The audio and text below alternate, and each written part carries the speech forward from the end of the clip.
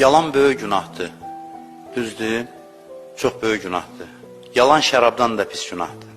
Amma deyir ki, yer var ki, orada yalan danışmaq olar. İki nəfəri barışdıranda, görün sevgi nə qədər mühümdür. İki nəfəri barışdıranda, gəl ona yalandan denən ki, dünən filan kəsi gördüm, səni yaman tərifləyirdi. Adam da ölür axı tərif üçün. Doğrudan biraz kinindən getdi ürəyindən. Bir dənə yalan buna danış, bir dənə yalan ona danış. Bu yerdə ya, başqa yalan danışmaq olmaz. Bu yerdə icazə verir Allah. Danış, bunları barışdır. Bu yerdə deyir olar. Çünki insanları birləşdirirsən.